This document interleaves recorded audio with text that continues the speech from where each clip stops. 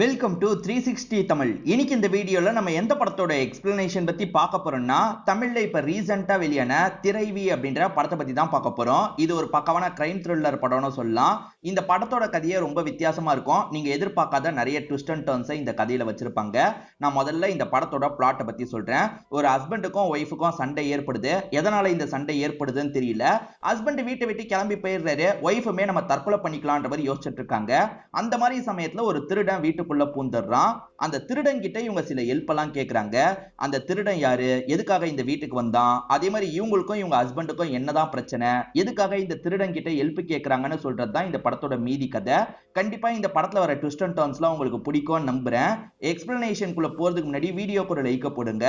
இந்த எக்ஸ்பிளனேஷன் பிடிச்சிருந்ததுன்னா ஐப்ன்ற ஆப்ஷனை கிளிக் பண்ணி சப்போர்ட் பண்ணுங்க. மேற்கொண்டு பேசி டைம் வேஸ்ட் பண்ணாம நம்ம நேரடியா படத்தோட ஃபுல் எக்ஸ்பிளனேஷனுக்குள்ள போயிடலாம்.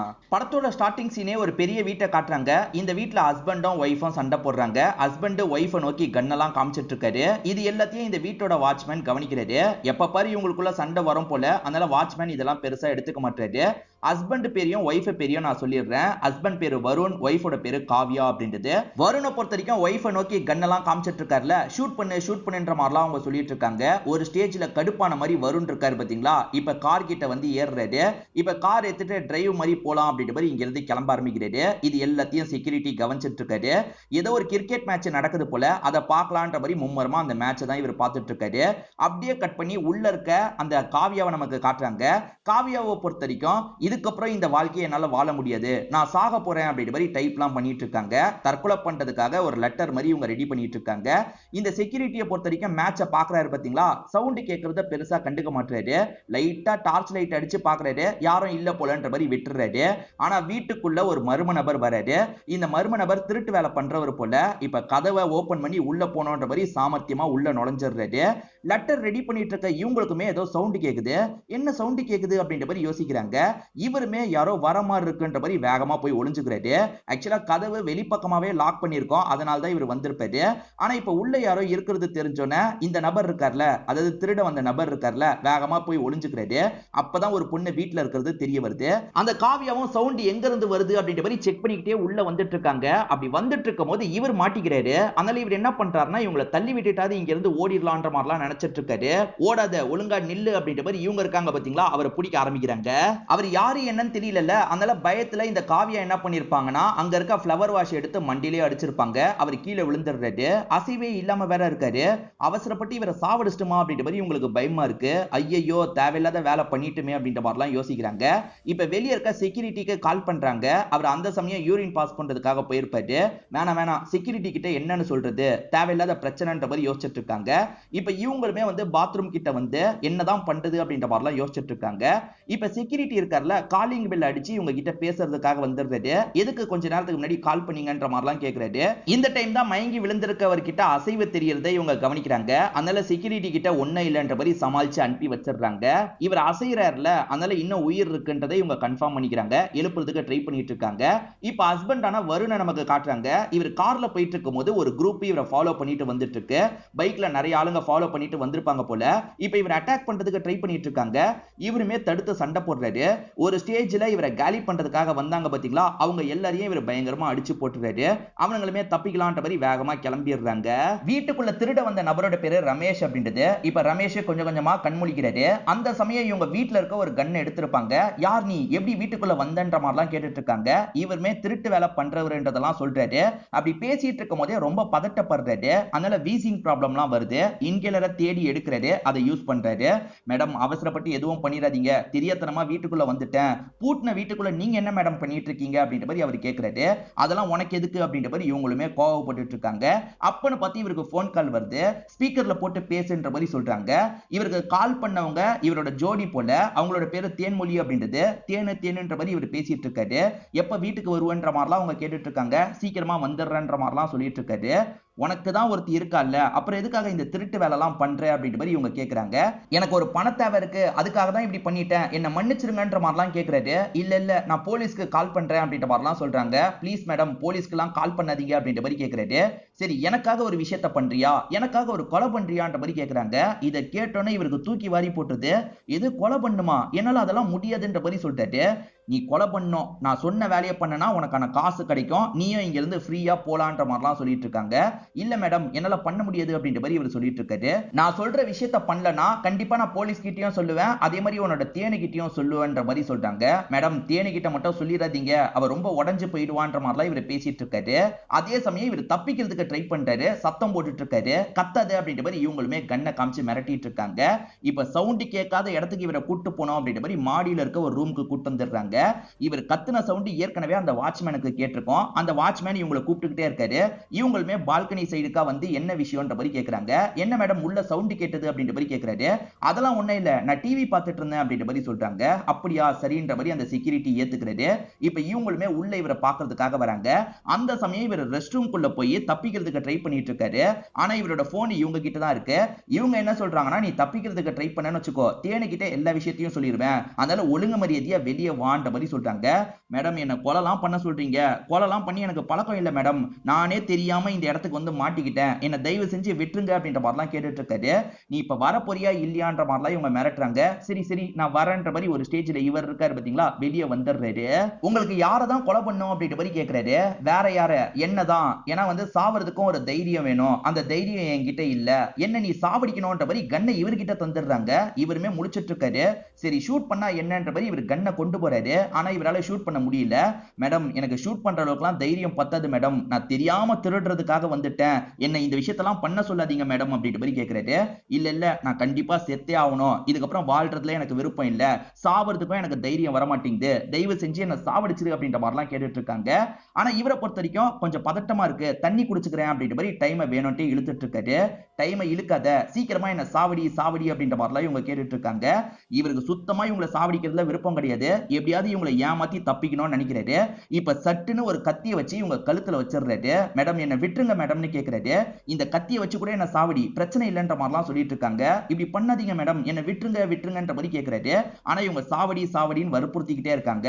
அப்படி என்னதான் மேடம் உங்களுக்கு பிரச்சனை, எதுக்கு சாவணும்னு நினைக்கிறீங்கன்ற மாதிரிலாம் இவர் கோபமா கேட்டுட்டு இருக்காரு. ஆனா அதுக்கான பதிலையே இவங்க தெளிவா சொல்ல மாட்டாங்க. அதனால கடுப்பான இந்த ரமேஷ் இருக்காரு பாத்தீங்களா, இவங்களை லாக் பண்ணிட்டு நம்ம இங்க இருந்து கிளம்பிடலாம் நினைக்கிறாரு. இப்ப ரூமுக்கு கூட்டு வந்து இவங்களை லாக் பண்ணிடுறாரு, வாயும் லாக் பண்ணிடுறாரு. போகும்போது ஏதாவது எடுத்துட்டு போலான்றதுக்காக தேடி பாக்குறாரு. ஆனா பிரோஜனமா எதுவுமே இவருக்கு கிடைக்க மாட்டேங்குது. சரி நம்ம கிளம்பிடலான்ற மாதிரி இவர் கதவு கிட்ட வராரு. ஆனா கதவை வெளிப்பக்கமா திரும்பி லாக் பண்ணி வச்சிருக்காங்க. என்ன கதவு திரும்பி வெளிப்பக்கமா லாக் ஆயிருக்குன்ற மாதிரி யோசிச்சுட்டு இருக்காரு. என்ன கதவு லாக் ஆயிருச்சா அப்படின்ற மாதிரி இவங்க கேக்குறாங்க. வாயில இருக்க அந்த துணியை எடுத்துட்டாங்க போல. இவருமே கதவு எப்படி லாக் ஆச்சு அப்படின்ற மாதிரிலாம் கேக்குறாரு. வெளியே இருக்க செக்யூரிட்டி தான் இந்த விஷயத்த பண்ணிருப்பான், அந்த செக்யூரிட்டியை பொறுத்த வரைக்கும் என் புருஷனுக்காக தான் வேலை பாக்குறான்ற மாதிரி சொல்றாங்க. இது உங்க புருஷனுக்காக வேலை பாக்குறானா, அப்ப உங்களுக்காக வேலை பார்க்கலையான்னு கேட்கும்போது எனக்காக வேலை பார்க்கல, ஆக்சுவலா எனக்கு என்ன பிரச்சனைன்னு கேட்டல, என் வயித்துல ஒரு குழந்தை இருக்கு, ஆனா நான் சாவறதுக்கு முடிவு பண்ணிருக்கேன், அதுக்கு காரணம் இதுதான்ற மாதிரி ஒரு விஷயத்த சொல்றாங்க. ஆக்சுவலா இவங்களோட அப்பாவை பொறுத்த வரைக்கும் பெரிய பிசினஸ் மேனா இருப்பாரு. அப்பாவுக்கு கீழே நிறைய பேர் வேலை பாக்குறாங்க. என் பொசிஷனுக்கு என் பொண்ணை கொண்டு வரலான்னு இருக்குன்ற மாதிரி அப்பா இருக்காருல, இந்த காவியாவை எல்லாருக்குமே அறிமுகப்படுத்தி வைக்கிறாரு. அப்பாவுக்கு கீழே ஒர்க் பண்ற நிறைய பேர்ல ஒருத்தர் தான் இந்த வருணா இருப்பாரு. வருணுக்கு இவங்களை பார்த்தோன்னே பிடிச்சிருது. கொஞ்சம் கொஞ்சமா பழக ஆரம்பிச்சு அவங்களை இம்ப்ரெஸ் பண்ணிடுறாரு. அப்படிதான் இவங்க ரெண்டு பேருக்கு கல்யாணம் முடிஞ்சிருக்கும். ஆனா கல்யாணம் முடிஞ்சதுக்கு அப்புறம் வருணே அந்த கம்பெனி எல்லாம் கவனிச்சுக்கிறாரு, இவங்களை வீட்லயே வச்சுக்கிறாரு. அன்புன்ற விஷயம் மூலியமா இவங்களை கண்ட்ரோல்குள்ள எடுத்துடுறாரு. போக போக இவர் வந்து டைமே ஸ்பெண்ட் பண்ண மாட்டாரு. அதே சமயம் அடிக்கடி பொண்ணுங்க கிட்ட இருந்தெல்லாம் இவருக்கு கால் வருது. நீ எதுக்காக முன்ன மாதிரி என் கூட டைமை ஸ்பெண்ட் பண்ண மாட்டேற அப்படின்ற மாதிரிலாம் இவங்க கேக்குறாங்க. ஆனா அதுக்கு சரியா இவர் பதிலே சொல்ல மாட்டாரு. இந்த மாதிரிலாம் இவங்க பேசிட்டு இருக்கும் போது கூட ஒரு பொண்ணு கிட்ட இருந்து கால் வருது. நான் அவசரமா கிளம்பணும் அப்படின்ற மாதிரி இவருமே இங்க இருந்து கிளம்ப ஆரம்பிக்கிறாரு. ஹஸ்பண்டுக்கு வேற யார் கூடயோ பழக்கம் போயிட்டு இருக்க போல அப்படின்ற மாதிரிலாம் இவங்க யோசிச்சுட்டு இருக்காங்க. அடிக்கடி ஹஸ்பண்ட் இருக்காருல, அந்த லேடி கிட்ட தான் பேசிட்டு இருக்காரு. இதெல்லாம் பாக்குற இவங்களுக்கு கஷ்டமா இருக்கு. இந்த மாதிரி நிலைமையில தான் இவங்க பிரெக்னெண்டா இருக்க விஷயத்த ஹஸ்பண்ட் கிட்ட சொல்றாங்க. ஹஸ்பண்ட் அதை கூட பெருசா எடுத்துக்கவே மாட்டாரு. போன்ல யார்கிட்டயோ பேசிட்டு இருக்காரு. ஒரு ஸ்டேஜ்ல இவர் ரெடி ஆகிறதுக்காக போனை வச்சுட்டு போறாரு. இவங்களுமே யார்கிட்ட தான் பேசிட்டு இருக்கான்றதை செக் பண்ணலான்னு பார்த்தா ஆபீஸ்ல இருக்க ஒரு பொண்ணு கிட்ட தான் பேசிட்டு இருக்கிறது தெரிய வருது. அவகிட்ட எதுக்காக இவ்வளவு நெருக்கமா பேசிட்டு இருக்கன்னு கேட்கும்போது அந்த மாதிரிலாம் எதுவுமே கிடையாதுன்ற மாதிரி இவர் சொல்றாரு. இல்ல இல்ல ஏதோ தப்பு பண்ற அப்படின்ற மாதிரி இவங்க கேக்குறாங்க. ஆமாண்டி தப்பு பண்ணிட்டு இருக்கேன், எனக்கும் அவளுக்கும் பழக்கம் போயிட்டு இருக்கு, இப்ப என்ன பண்ண போற, உன்னால எதுவுமே பண்ண முடியாதுன்ற மாதிரி நக்கல் பண்ற மாதிரி பேசிட்டு இருக்கான். நீ எதுக்காக இப்படி மாறிட்டன்ற மாதிரி கேக்குறாங்க. நான் மாறலாம் கிடையாது, ஸ்டார்டிங்ல இருந்தே நான் இப்படிதான். உன்னை எதுக்காக லவ் பண்ண நினைக்கிற, உன் அப்பாவோட சொத்துக்காக தான் உன்னை லவ் பண்ண, இப்ப எனக்கு கிடைக்க போகுது, இதுக்கப்புறம் எதுக்காக உன்கிட்ட நான் நெருக்கமா பழகணும் அப்படின்ற மாதிரிலாம் இவன் கேட்க கேட்கிறான். இவங்களுமே இத வெளிய சொல்லலாம்னு நினைக்கிறாங்க. ஆனா இவன் போன்ல இருந்து எல்லாத்தையும் புடுங்கி வச்சிடறான். இங்க இருக்க செக்யூரிட்டி கூட என் ஆளு தான், என்ன மீறி உன்னால எதுவுமே பண்ண முடியாதுன்னு சொல்றான். இதை தாண்டி அந்த அப்பாவையும் ஃபேமிலியும் எப்படி தெரியுமா நம்ப வைக்கிறான், உங்களோட பொண்ணுக்கு மென்டல் ப்ராப்ளம் ஏற்பட்டிருக்குன்ற மாதிரிலாம் நம்ப வச்சிட்டு இருக்கான். நாங்க வேணா வரட்டுமா அப்படின்ற மாதிரி கேக்குறாங்க. இல்ல இல்ல, உங்களுக்கு எதுக்கு கஷ்டம், நீங்க இந்த நிலைமையில பார்த்தா கஷ்டப்படுவீங்க, நானே இதுக்கப்புறம் என்னோட ஒய்ஃபை நல்லபடியா பாத்துக்கிறேன்ற மாதிரிலாம் இவன் சொல்லிட்டு இருக்கான். இவன் இந்த மாதிரி பேசுறதையும் ஒய்ஃப் தள்ளி இருந்து கவனிச்சிட்டு இருக்காங்க. என்ன ஹஸ்பண்ட் இப்படி பண்றாரு அப்படின்ற மாதிரிலாம் யோசிக்கிறாங்க. இப்படிதான் இவங்க ரெண்டு பேரோட வாழ்க்கை போயிட்டு இருக்கு போல. இதுக்கப்புறம் இந்த வாழ்க்கை எதுக்காக வாழணும், சாவலான்ற முடிவை எடுத்துட்டேன்ற மாதிரிலாம் சொல்றாங்க. இதெல்லாம் கேட்டுட்டு இருக்க ரமேஷ் இருக்கார்ல, எங்க உங்க வயித்துல ஒரு குழந்தை இருக்கு, அந்த குழந்தை என்னங்க தப்பு பண்ணுச்சு, எதுக்குங்க சாவணும்னு நினைக்கிறீங்க, ஒரு வாழ்க்கையை உங்களால வாழ முடியாதா, அவன் பண்றதை பத்திலாம் வெளியே சொல்லுங்க அப்படின்ற மாதிரி சொல்லிட்டாரு. இல்ல இல்ல, நான் சொன்னா யாருமே நம்ப மாட்டாங்க, அந்த மாதிரி தான் எல்லாரும் மனசையும் அவன் மாத்தி வச்சிருக்கான், சாவறது தான் ஒரே வழின்ற மாதிரி இவங்களே ஷூட் பண்ணிக்க பாக்குறாங்க. அவசரப்பட்டு இப்படி பண்ணாதீங்க அப்படின்ற மாதிரி இவருமே வந்து தடுத்துறாரு. இப்ப ரமேஷ் எதுக்காக திருட வந்தாருன்றத சொல்றாரு. ஆக்சுவலா இவரோட லங்ஸ்ல ஒரு ப்ராப்ளம் இருக்கும், கூடிய சீக்கிரத்துல ஆபரேஷன் பண்ணதான் உயிர் பொழைப்பாரு, அதுக்கு நிறைய காசு தேவை, அதுக்காக தான் இந்த இடத்துக்கு வந்தேன், நானே சாகாம போராடிட்டு இருக்கேன், நீங்க எதுக்குங்க சாவணும் அப்படின்ற மாதிரிலாம் கேக்குறாரு. இல்ல, என் ஹஸ்பண்ட் இருக்கிற வரைக்கும் எனக்கு நிம்மதி கிடையாது, அவன் செத்தாதான் நிம்மதி, ஒண்ணு நீ அவனை சாவடிக்கணும், அவனை சாவடிக்கிறியா அப்படின்ற மாதிரி கேக்குறாங்க. இல்லங்க, என்னால ஒருத்தர சாவடிக்கலாம் முடியாது, நீங்க எதுக்கு ஹஸ்பண்ட சாவடிக்கணும்னு நினைக்கிறீங்க, ஏன் கூட நீங்க கிளம்பி வந்துருங்க, அதாவது கொஞ்சம் காசை மட்டும் எடுத்துட்டு நம்ம இங்க இருந்து கிளம்பிடலாம், அது மூலியமா வேற ஒரு பகுதியில நீங்க ஒரு லைஃபை வாழுங்க, அதுக்கப்புறம் உங்க பேரண்ட்ஸ்க்கு புரிய வச்சுக்கோங்க, இவனை விட்டு தப்பிச்சு வெளியே வந்துருங்கன்ற மாதிரி சொல்லிட்டாரு. இல்ல அதெல்லாம் செட் ஆகாதுன்ற மாதிரி சொல்றாங்க. ஏன் செட் ஆகாது, இதாங்க செட் ஆகும், சாவடிக்கிறதுனால நமக்கு தான் நிறைய பிரச்சனை வரும், தேவையில்லாத பிரச்சனையில நீங்க மாட்டிக்க தேவையில்ல, இப்போ உங்களுக்கு ஒரு குழந்தை வேற வரப்போகுது அப்படின்ற மாதிரிலாம் சொல்லிட்டாரு. இவரு சொல்றதும் கொஞ்சம் சரியா படுது. சரி, எனக்கு தேவையான திங்ஸ் எல்லாம் நான் எடுத்துட்டு வந்துடுறேன், அதுக்கப்புறம் இங்க இருந்து கிளம்பிடலாம் அப்படின்ற மாதிரி சொல்றாங்க. உனக்கு எவ்வளவு தேவைப்படும்னு கேட்கும்போது ரமேஷ்மே இவருக்கு தேவைப்படுற அமௌண்ட்டை பத்தி சொல்லிட்டாரு. சரி, நான் கொண்டு வந்துடுறேன் அப்படின்ற மாதிரி இவங்களுமே ரூமுக்கு கிளம்பி போறாங்க. ரமேஷா அவங்க வரட்டும்ன்ற மாதிரி வெயிட் பண்ணிட்டு இருக்காரு. அந்த சமயம் அவங்க தந்துட்டு போன கன்னெல்லாம் பார்த்துட்டு இருக்காரு. அந்த கன்னை பார்த்துட்டு இருக்கும் போது யாரோ இவருக்கு பின்னாடி வந்துட்டு இருக்காங்க போல. ஒரு ஸ்டேஜ்ல இவரு கன்னை ஷூட் பண்ணிடுறாரு. யாரை ஷூட் பண்ணிருக்காருன்னு பார்த்தா அந்த செக்யூரிட்டியை தான் ஷூட் பண்ணிருக்காரு. இந்த சவுண்டை கேட்டோன்னா காவியா இருக்காங்கல்ல, வேகமா கீழே ஓடி வந்துடுறாங்க. என்னாச்சு, எதுக்காக செக்யூரிட்டியை ஷூட் பண்ண அப்படின்ற மாதிரி கேட்கறாங்க. இது நான் ஷூட் பண்ணனா, நான் வேணும்ட்டே இப்படி பண்ணலங்க அப்படின்ற மாதிரி இவருமே நடந்த விஷயத்த சொல்ல ஆரம்பிக்கிறாரு. அது என்னன்னு பாத்தீங்கன்னா, இவர் அந்த கன்னை பார்த்துட்டு இருக்கும் போது செக்யூரிட்டி உள்ள வந்திருப்பான், இவங்கள ஒரு எட்டு பார்க்கிறதுக்காக உள்ள வந்திருப்பான். ஆனா வீட்டுல வேற யாரோ இருக்கிறதுனால யார் நீ அப்படின்ற மாதிரி இவரை வந்து பிடிச்சிருப்பான். இவருமே வந்து என்ன விடு விடுன்ற மாதிரிலாம் அவன் கூட சண்டை போட்டிருப்பாரு. அப்ப தெரியாதனமா ஷூட் ஆகி புல்லட் அவன் மேல பட்டிருக்கும். அதனால தான் இந்த இடத்துல செத்து போயிருக்கான். இப்ப பயத்துல இருக்க ரமேஷ் இருக்காரு பாத்தீங்களா, மூச்சு முட்டுறதுனால அந்த இன்ஹேலர்லாம் யூஸ் பண்ணிட்டு இருக்காரு. இதுக்கப்புறம் நீ சொன்ன பிளானை நம்ம பண்ண முடியாது, ஏன்னா நம்ம தப்பிச்சு போனாலும் இந்த செக்யூரிட்டியை சாவடிச்சது யாருன்னு விசாரணை நடக்கும், முதல்ல என்ன பிடிப்பாங்க, நான் உன்னை பத்தி கண்டிப்பா சொல்ல வேண்டிய நிலைமை வரும், அதுக்கப்புறம் உனக்கும் பிரச்சனை வரும்ன்ற மாதிரி சொல்லிட்டாங்க. எங்க, ஆனா நான் வேணும்ட்டே கொலை பண்ணலன்ற மாதிரி சொல்லிட்டாரு.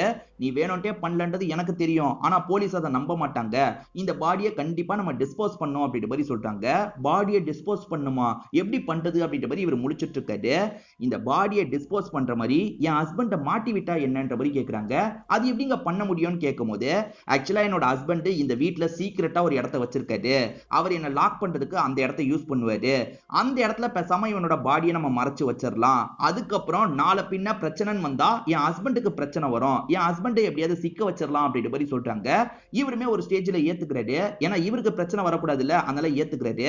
ஒரு கபோர்ட் இருக்கும், அந்த கபோர்டை மூவ் பண்ணா அந்த இடத்துல ஒரு இடம் இருக்கு, அந்த இடத்துக்குள்ள இவங்க வைக்கலாம்னு நினைக்கும் போது யாரோ காலிங் பெல் அடிக்கிறாங்க.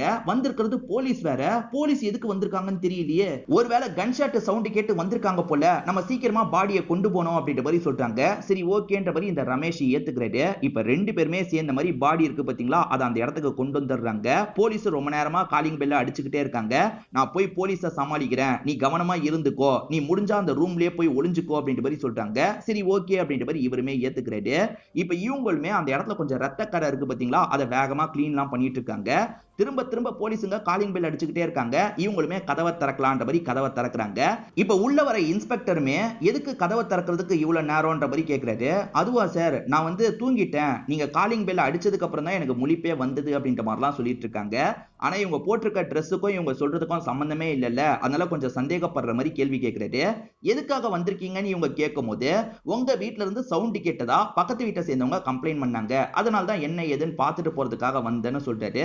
ஏன் என் வீட்டுல நான் கொஞ்ச நேரத்துக்கு முன்னாடி டிவி பார்த்தேன் சார், அந்த சவுண்டா இருக்கும் அப்படின்ற மாதிரிலாம் சமாளிச்சிட்டு இருக்காங்க.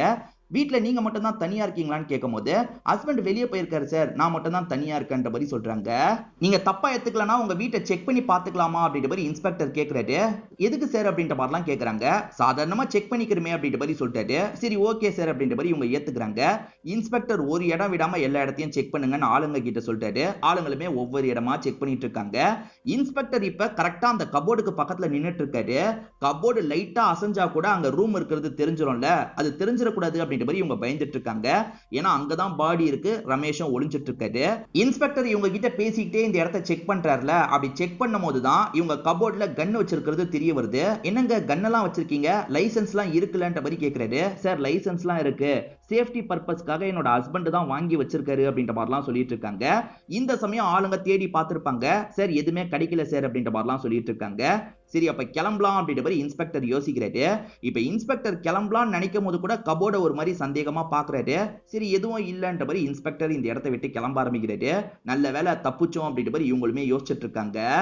இப்ப ரமேஷ் இந்த இடத்துக்கு வந்து என்ன சொல்றாருன்னா, பாடி காணோம் மேடம்னு சொல்றாரு. எது பாடி காணுமா அப்படின்ற மாதிரி பயங்கரமா ஷாக் ஆகுறாங்க. நீ உள்ளதானே இருந்தன்ற மாதிரி கேக்குறாங்க. மேடம் நான் பாதியில தான் உள்ள போனேன், அதாவது போலீஸுங்க செக் பண்றதுக்காக வந்தாங்கல்ல, அப்பதான் வேகமா உள்ள போனேன் மேடம், அதுக்குள்ள பாடி காணாம போயிருச்சு அப்படின்ற மாதிரி சொல்றாரு. எப்படி இறந்து போனவன் திடீர்னு காணாம போவான், அவன் என்னோட ஹஸ்பண்டோட ஆளு தான், ஒருவேளை தப்பிச்சு போய் என் ஹஸ்பண்ட் கிட்ட எல்லா விஷயத்தையும் சொல்லியிருப்பானா அப்படின்ற மாதிரி யோசிச்சுட்டு இருக்காங்க. அப்ப கூட எப்படி தப்பிச்சு போக முடியும், எந்த வழியா போயிருக்க முடியும் அப்படின்ற மாதிரி இவர் யோசிக்கிறாரு. இல்ல அவன் உள்ளதான் ஒளிஞ்சிட்டு இருக்க வாய்ப்பு இருக்கு, நான் செக் பண்றேன் அப்படின்ற மாதிரி இவங்க இருக்காங்க பாத்தீங்களா, கன் எடுத்துட்டு அந்த சீக்ரெட் ரூம்குள்ள வந்துட்டு இருக்காங்க. இங்கதான் இருக்கானான்னு சுத்தி முத்தி பாக்குறாங்க. ஆனா இந்த இடத்துல இருக்கிற மாதிரியே இல்ல. எப்படி அவன் தப்பிச்சு போனா அப்படின்ற மாதிரி யோசிக்கிறாங்க. இந்த ரமேஷுமே பேய் இருக்குமா பிசாசு இருக்குமான்ற மாதிரி கேக்குறாரு. பேயும் கிடையாது பிசாசும் கிடையாது, அவன் போலீஸ் கிட்ட நான் பேசும்போது சைலண்டா இங்க இருந்து தப்பிச்சு போயிட்டான் போல, போனவன் கண்டிப்பா என்னோட ஹஸ்பண்ட் கிட்ட எல்லா விஷயத்தையும் சொல்லிடுவான், நம்ம போட்ட பிளானையும் அவன் கேட்டிருக்க வாய்ப்பு இருக்கு, என் ஹஸ்பண்ட் கோவமா வர வாய்ப்பு இருக்குன்ற மாதிரி சொல்லிட்டாங்க. மேடம் இப்ப என்ன பண்றது அப்படின்ற மாதிரி கேக்குறாரு. என் ஹஸ்பண்ட சாவடிக்கிறது தான் ஒரே வழி, என் ஹஸ்பண்ட் வந்தாருன்னா இந்த கன்னை வச்சு ஷூட் பண்ணிரு அப்படின்ற மாதிரி சொல்லிட்டாங்க. மேடம் என்னால ஒருத்தரை சாவடிக்க முடியாது மேடம், புரிஞ்சுக்கோங்க அப்படின்ற மாதிரிலாம் கேட்டுட்டு இருக்காரு. இல்ல நீ தான் இந்த விஷயத்த பண்ணோம், அப்படி இல்லைன்னா என்ன பேசாம சாவடிச்சிரு அப்படின்ற மாதிரி சொல்லிட்டாங்க. இல்ல மேடம் என்னால ரெண்டு பேரையும் சாவடிக்க முடியாதுன்ற மாதிரி ரமேஷ் சொல்லிட்டு இருக்காரு. இவங்க நடுவுல கதவு கிட்ட போய் ஹஸ்பண்ட் வராரான்னு பாக்குறாங்கல்ல, ஹஸ்பண்ட் கன்னோட வராரு, அவன் என்ன ஷூட் பண்ண போறான் அப்படின்ற மாதிரிலாம் பயந்த மாதிரி சொல்லிட்டு இருக்காங்க. அவன் ஷூட் பண்றதுக்குள்ள நீ அவனை ஷூட் பண்ணிரு அப்படின்ற மாதிரிலாம் சொல்லிட்டு இருக்காங்க. ரமேஷ் முடியாதுன்னு சொல்லிட்டாரு. ஷூட் பண்ணுன்ற மாதிரி சொன்னோன்னா ஒரு ஸ்டேஜ்ல பதட்டத்துல ஷூட் பண்ணிடுறாரு.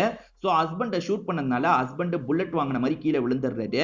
இப்ப போலீஸ்க்கு கால் பண்ணலான்ற மாதிரி அந்த ஹஸ்பண்ட் வருண் போன் பண்றதுக்கு பார்க்கும்போது இந்த ஒய்ஃப் இருக்காங்கல்ல, இவரை மண்டையிலேயே ஒரு போடு போடுறாங்க. எதுக்கு மேடம் இப்படி பண்ணீங்கன்ற மாதிரி ரமேஷ் கேக்குறாரு. பின்ன இவர் உயிரோட இருந்தா நீ தான் ஷூட் பண்ணேன்னு சொல்லிட்டா என்ன பண்ணுவ, அதனால தான் அடிச்சேன்னு சொல்றாங்க. மேடம் நான் ஷூட் பண்ணல, நீங்க தான் ஷூட் பண்ண வச்சீங்க, நான் பதட்டத்துல இருக்கும் போது அவர் கன்னோட வந்ததா சொன்னீங்க, அவர் எங்க மேடம் கன்னோட வந்திருக்காரு, சாதாரணமா தானே வந்திருக்காரு, என்ன மேனிபுலேட் பண்ணி நீங்க தான் கொல்ல வச்சிருக்கீங்க, ஏன் மேடம் இப்படி பண்ணீங்கன்ற மாதிரி திரும்ப கேக்குறாரு. ஆமா உன்னை மேனிபுலேட் பண்ணி நான் தான் இந்த விஷயத்த பண்ண வச்சேன் அப்படின்ற மாதிரி சொல்றாங்க. அதான் ஏன்னு கேக்குறேன்ற மாதிரி இவர் கன்னை காமிச்சு மிரட்டிட்டு இருக்காரு. அந்த கன்னுல ஒரு புல்லட் தான் இருக்கு, என்ன எதுவுமே உன்னால பண்ண முடியாதுன்ற மாதிரி சொல்றாங்க. இதுக்கு முன்னாடியே நான் உன்னை ஏமாத்திட்டு தான் இருந்தேன், இதுக்கு முன்னாடி உன்கிட்ட கன் இருக்கும் போது அதுல புல்லட்டே கிடையாது, நீ என்ன அவசரப்பட்டு ஷூட் பண்ணிருவியோன்றதுக்காக புல்லட் எல்லாம் எடுத்து வச்சுதான் உன்னை ஏமாத்துனேன் அப்படின்ற மாதிரிலாம் சொல்லிட்டு இருக்காங்க. இது ஏமாத்துனீங்களா, எதுக்கு அப்படின்ற மாதிரிலாம் இவர் கேக்குறாரு. அப்பன்னு பார்த்து இவருக்கு ப்ராப்ளம் வந்துருது. இவருமே எனக்கு தாங்கன்ற மாதிரிலாம் கேட்டுட்டு இருக்காரு. இவங்களுமே இன்ஹேலரை எடுத்து தராங்க. அப்பன்னு பார்த்து இந்த இடத்துக்கு வேற ஒருத்தன் வந்து நிக்கிறான். இவனோட பேரு ரோஷன் அப்படின்றது. ஆக்சுவலா என் வயித்துல ஒரு குழந்தை இருக்கிறதா சொன்னல, அது ரோஷனோட குழந்தைன்ற மாதிரி ஒரு விஷயத்தை ரிவீல் பண்றாங்க.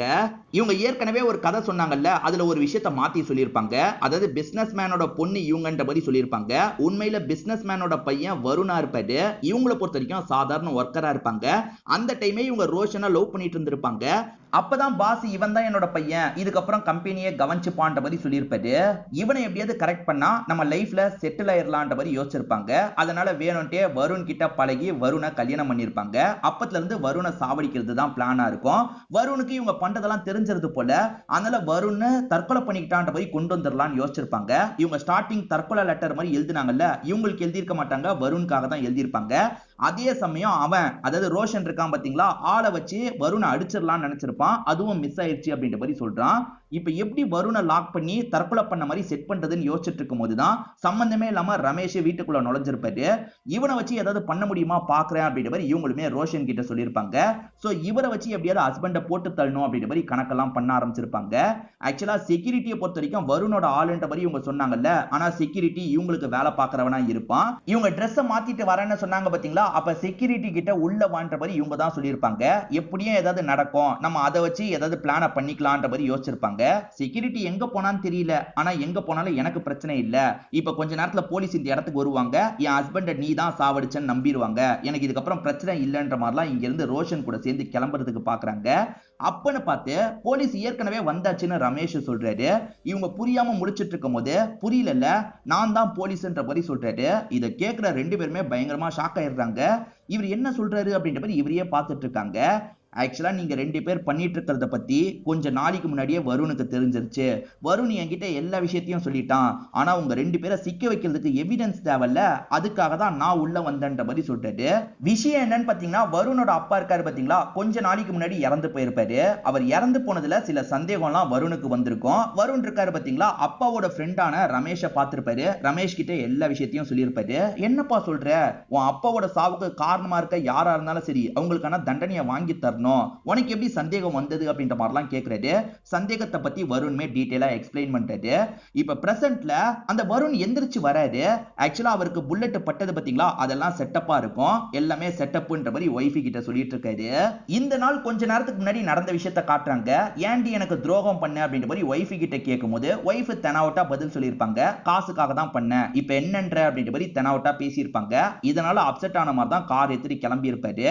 சோ இவர் என்ன சொல்றாருன்னா, நீ பிளான் பண்ணல, அதே மாதிரி நாங்களும் சில விஷயங்களை பிளான் பண்ணோன்ற மாதிரி சொல்லிட்டாரு. அப்பதான் செக்யூரிட்டி இந்த இடத்துக்கு வரான். ஆக்சுவலா செக்யூரிட்டியே இவங்க விலை கொடுத்து வாங்கிட்டு தான் நினைச்சாங்கல்ல, உண்மை என்ன தெரியுமா, செக்யூரிட்டியை பொறுத்த வரைக்கும் வருணுக்கு தான் விசுவாசமா இருந்திருப்பாரு. மேடம் உங்களை கொல்றதுக்கு பிளான் போடுறாங்கன்ற மாதிரி எல்லாத்தையும் சொல்லியிருப்பாரு. அப்பாவோட சாவுல ஒய்ஃபுக்கு சம்பந்தம் இருக்குன்றதை எப்படி கண்டுபிடிச்சாரு அப்படின்றத இப்பதான் நமக்கு ரிவீல் பண்றாங்க.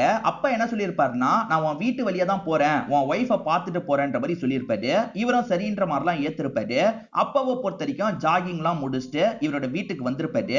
அந்த சமயம் பார்த்து ரோஷன் வீட்டை விட்டு வெளியே வரான். அதாவது மருமக ரோஷன் கூட ஒன்னா இருந்தது இவருக்கு தெரிய வந்துருது. இப்படி பண்ணிட்டீங்களே அப்படின்ற மாதிரி கோவப்பட்டு இருக்காரு. இது இன்னைக்கு நேத்து நடக்கல, ரொம்ப நாளா நடந்துட்டு இருக்கு, அவ வயித்துல இருக்கிறது என்னோட குழந்தை அப்படின்ற மாதிரிலாம் அந்த ரோஷன் பேசுறான். இதுல அப்பாக்கு ஒரு மாதிரி ஆயிருது. அப்பா நெஞ்சு வலி வந்த மாதிரி இறந்து போயிருப்பாரு. ஆக்சுவலா அப்பா வீட்டுக்குள்ள வந்து இந்த டைம் நெஞ்சு வலி வந்திருக்கு, அது எல்லாமே அவரோட கையில இருக்க வாட்ச் மூலியமா நான் தெரிஞ்சுக்கிட்டேன் அப்படின்ற மாதிரி இவர் சொல்லிட்டாரு. அந்த வாட்சுக்கு உனக்கு தான் நன்றி சொல்லணும், ஏன்னா என்னோட அப்பாக்கு gift பண்ணதே நீ தான், அதுவே உன்னை மாட்டி விட்டுருச்சு அப்படின்ற மாதிரி சொல்லிட்டாரு. அப்பா வீட்டுக்குள்ள வந்து சகஜமா பேசிட்டு இருந்தாருன்ற மாதிரி ஒய்ஃப் போய் சொல்லியிருப்பாங்க. ஆனா அப்பா வீட்டுக்கு வந்தோடனே அந்த ஷாக்கிங்கான விஷயத்தை பார்த்து ஷாக்லயே வந்து இறந்து போக ஆரம்பிச்சிருப்பாரு. சோ ஒய்ஃப் தப்பு பண்றான்றதை இவர் கண்டுபிடிச்சு எல்லா விஷயத்தையும் தெரிஞ்சு வச்சிருப்பாரு. சோ உனக்கு எதிராக நானுமே ஒரு பிளானை போட ஆரம்பிச்சேன் அப்படின்ற மாதிரிலாம் இவர் சொல்லிட்டு இருக்காரு. இது எல்லாத்தையும் கேட்டுட்டு இருக்க ரோஷன் இப்ப கூட பயப்பட மாட்டான். ரோஷன் என்ன சொல்றான்னா, நாங்க தான் இந்த விஷயத்தை பண்ணோன்றதுக்கு உங்ககிட்ட எந்த ஒரு ப்ரூஃபுமே இல்ல, இப்ப யாரோட உயிரும் போல எப்படி எங்களை தண்டிப்ப அப்படின்ற மாதிரிலாம் கேட்டுட்டு இருக்கான். அதுக்கு ப்ரூஃப் இல்லைன்னு யார் சொன்னா, ப்ரூஃப் இருக்குன்ற மாதிரி ரமேஷ் இருக்கார்ல, அந்த இன்கேலரை காட்டுறாரு. அவருக்கு இன்கேலர் எடுக்கணும்ன்ற எந்த ஒரு அவசியமும் கிடையாது, சும்மா தான் சொல்லியிருப்பாரு. இன்கேலர்ல ரெக்கார்டர் வச்சிருப்பாரு. இவ்வளவு நேரம் இவங்க பேசினாங்கல்ல, இவங்க பண்ணதை பத்தி இவங்களே சொன்னாங்க பாத்தீங்களா, அது எல்லாத்தையும் இவர் கேப்சர் பண்ணியிருப்பாரு. இது மூலியமா ஈஸியாவே உங்களுக்கு தண்டனை வாங்கி தந்துடலாம்னு சொல்லிட்டாரு. இந்த அஃபேரை பத்தி எல்லாம் வருண் கண்டுபிடிச்சதுக்கு அப்புறம் ஏன்டி இப்படி பண்ணன்ற மாதிரிலாம் இந்த நாள் நைட்டு கேட்டிருப்பாரு. ஏன் இன்னுமா உனக்கு புரியல, உன்கிட்ட இருக்க காசுக்காக தான் இப்படி பண்ண, ஸ்டார்டிங்ல இருந்தே எனக்கு ரோஷனை தான் பிடிக்கும்ன்ற மாதிரிலாம் சொல்லியிருப்பாங்க. இப்ப போலீஸுங்களா இந்த இடத்துக்கு வந்துடுறாங்க. அதாவது கன்ஷாட் சவுண்ட் கேட்டதுன்னு ஏற்கனவே ஒரு போலீஸ் குரூப் வந்தாங்கல்ல, அவங்க வாசல்ல தான் இருந்திருப்பாங்க போல. என்ன கிளம்பலாமா அப்படின்ற மாதிரி இவங்க ரெண்டு பேரையும் லாக் பண்ணி இங்க இருந்து கூட்டிட்டு போற வேலையெல்லாம் பார்த்துட்டு இருக்காங்க. ஆக்சுவலா இந்த போலீஸை விட நம்ம ரமேஷ் கொஞ்சம் பெரிய பதவியை சேர்ந்தவர் போல. இப்ப ரமேஷுக்காக வருண் நன்றி எல்லாம் சொல்லிட்டு இருக்காரு. இல்ல இது என்னோட கடமை அப்படின்ற மாதிரி ரமேஷ் இருக்காரு பாத்தீங்களா, இவருக்கு கையை கொடுத்துட்டு இங்க இருந்து கிளம்ப ஆரம்பிக்கிறாரு. இதோடயே இந்த படத்தோட கதையை முடிச்சிடுறாங்க. இந்த படத்துல வந்த ட்விஸ்ட் அண்ட் டர்ன்ஸ்லாம் கண்டிப்பா உங்களுக்கு பிடிச்சிருக்கும்னு நம்புறேன். இந்த வீடியோ உங்களுக்கு பிடிச்சிருந்ததுன்னா லைக் பண்ணுங்க, கமெண்ட் பண்ணுங்க, மறக்காம 360 தமிழ் சேனலை சப்ஸ்கிரைப் பண்ணுங்க. தொடர்ச்சியா இந்த மாதிரி வீடியோக்கள் வந்துகிட்டே தான் இருக்கும்.